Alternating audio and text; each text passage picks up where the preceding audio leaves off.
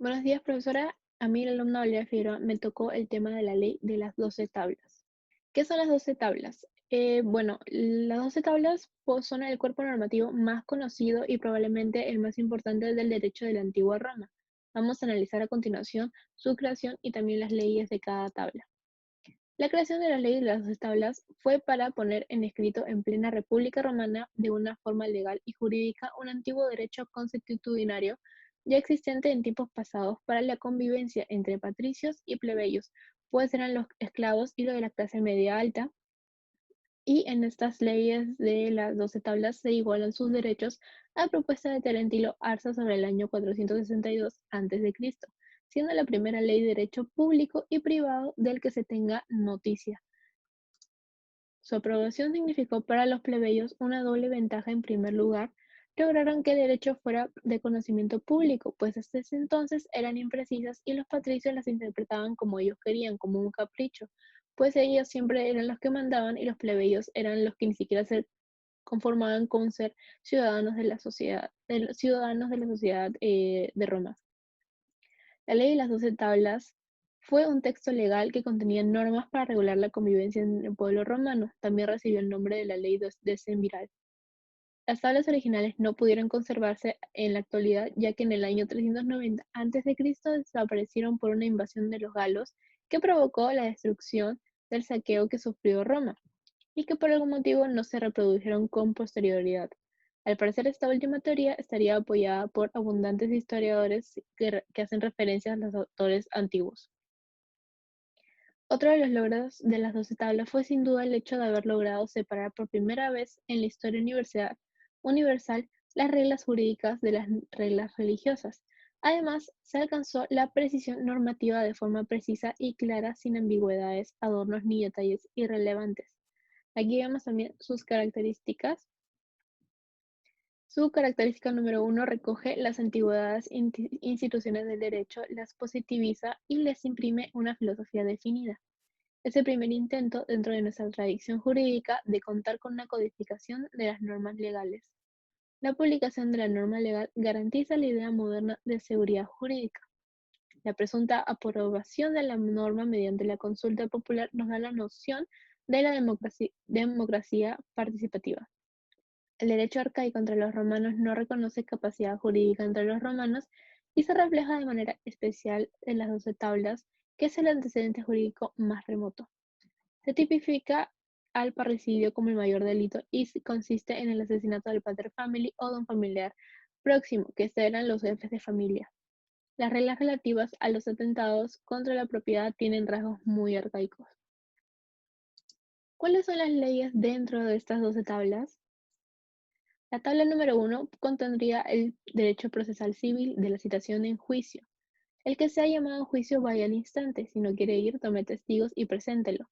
Si con astucia trata de escaparse, puede sujetarle. Si no pudiese ir por enfermedad o por anciano, súbale a un borrico y aunque se resistiese, no le dé carruaje. Si alguno saliese fiador por él, suéltese. Rico ser el fiador de un rico, de un pobre cualquiera. Si por el camino de viniesen, sean válidos. Si no, si no habiéndose, se presentarán en el comicidio o en el foro y antes del mediodía, preparándose ambos, comenzará el pleito. Y se acabará al ponerse el sol. Esta tabla, así como las siguientes dos esta tabla, así como las siguientes dos, versan sobre material procesal, es decir, que tratan la forma de las personas deben hacer valer legalmente una pretensión. Al iniciar la ley por esta temática, nos lleva a concluir que la existencia de la opresión de los patricios se verificaba mediante el monopolio de los asuntos judiciales. Este monopolio era ejercitado por los colegios sacerdotales que surgían de la clase aristocrática. La tabla 2 contenía el procedimiento procesal civil del juicio.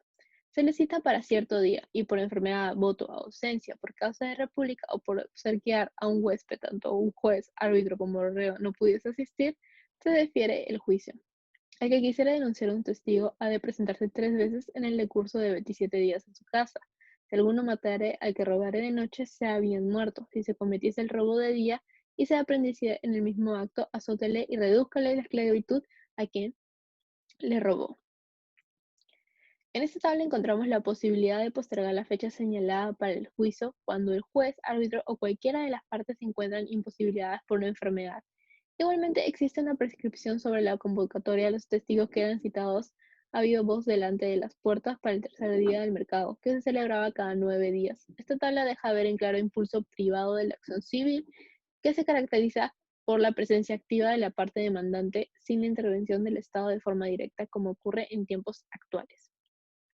En la tabla 3 contendría el derecho procesal civil del juzgamiento del COAS. El depositario que dolosamente malversare el depósito pague el daño doblado. El que exigiere más usura que la onza mensual por cada 10 hace satisfaga el cuádruplo.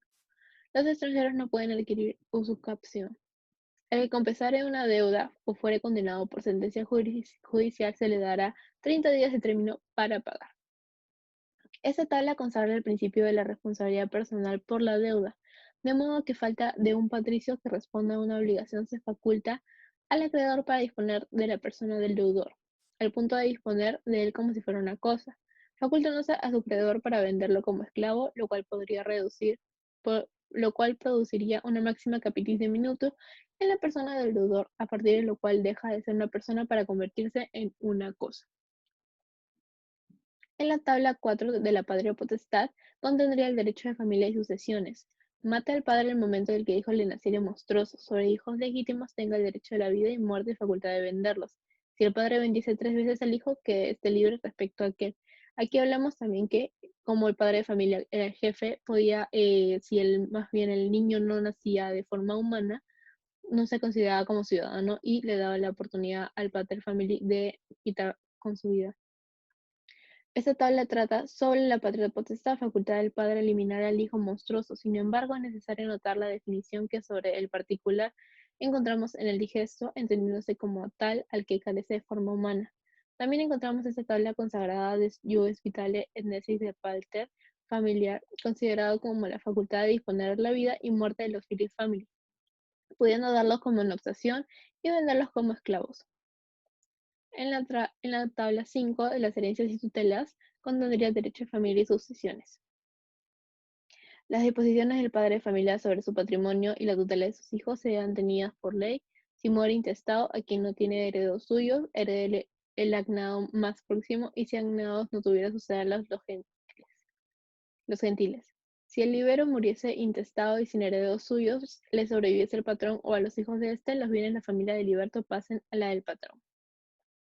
Esta tabla consagra la doménica potestad del pater familia o derecho libre de la disposición sobre todos los bienes de la parentela sometida a la autoridad. Igualmente se establece la línea sucesoria para la herencia que no se practique por vínculos consanguíneos, sino por vínculos gestilicidos, que son llamados a cubrir la vacancia de la herencia. En la tabla 6, propiedad y posesión contendría los derechos de las obligaciones y derechos reales. Cuando se haya celebrado un exum mancipium, las palabras pronunciadas son ley. El que niegue haberlas pronunciado, pena de duplo. Los fondos que prescriben la posesión continúa de 2 años, las demás cosas por un solo año. La manus también podría adquirirse por el uso de la mujer durante 1 año, salvo que ella se ausente del domicilio conyugal por 3 noches consecutivas. Acá daba como una oportunidad de divorcio para las familias. Si es que la mujer quería dejar a su marido, se ausentaba por 3 días y no se le veía más. Tanto esta tabla como la siguiente se refieren a la importante materia de la propiedad, posesión y las obligaciones. Consagra el principio de no permitir el abuso del derecho de quien utilizó materiales ajenos en una construcción, quedando obligado a pagar la reparación del daño causado.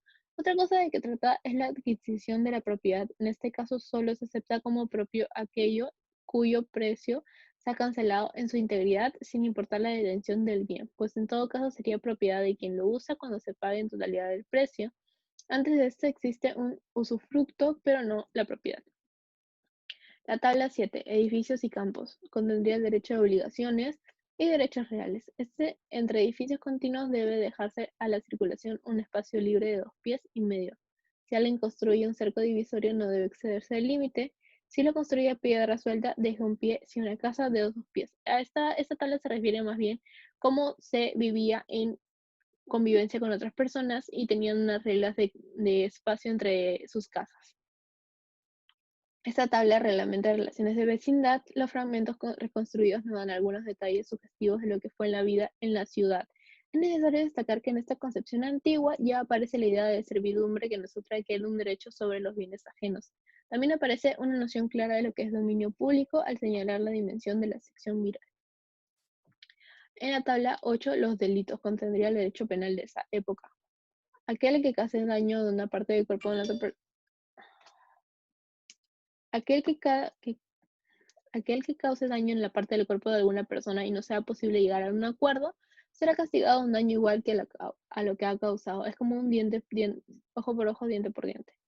Aquel con la mano o con el bastón rompa el hueso de otra persona será condenado a pagar una multa de 300 haces. Si la persona golpeada es un esclavo, la multa será de 150 haces.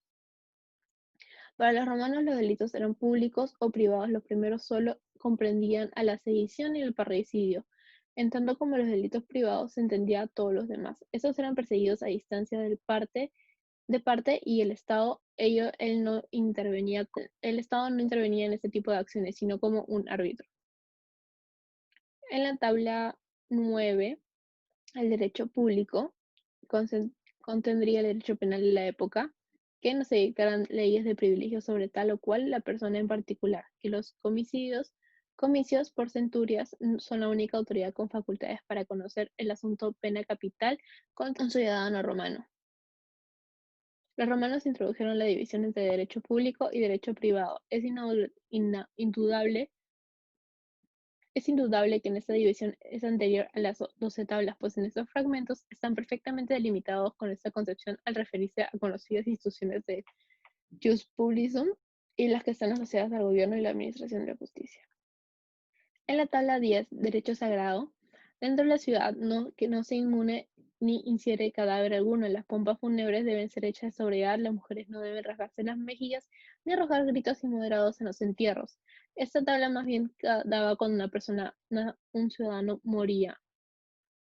Esta tabla fue la última de los decemvirus y se refiere al llamado derecho sagrado, que no debe confundirse con el derecho divino, para el cual reservaron el nombre del faz.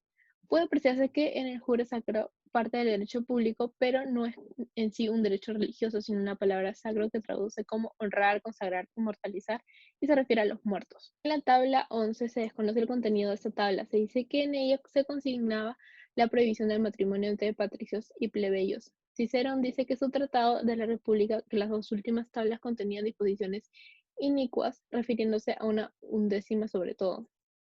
Y en la tabla 12, finalmente, es difícil dar un título a esta tabla. Solo se sabe que contenía el establecimiento de una especie de prenda a favor del acreedor para garantizar el precio abonado en rescate de una víctima o alquiler de una bestia carga en determinados casos. En conclusión, la ley y las 12 tablas La ley y las 12 tablas presidieron como textos fundamentales en la República Romana hasta la época de Cicerón, aunque los patricios siguieron dominando la, la política romana, por lo cual los dos tribunos, Celicinio, Estolón, Sextio, Laterano, lucharon por la igualdad entre patricios y plebeyos, donde a partir de entonces los plebeyos fueron poco a poco ganando terreno en ese sentido. Gracias.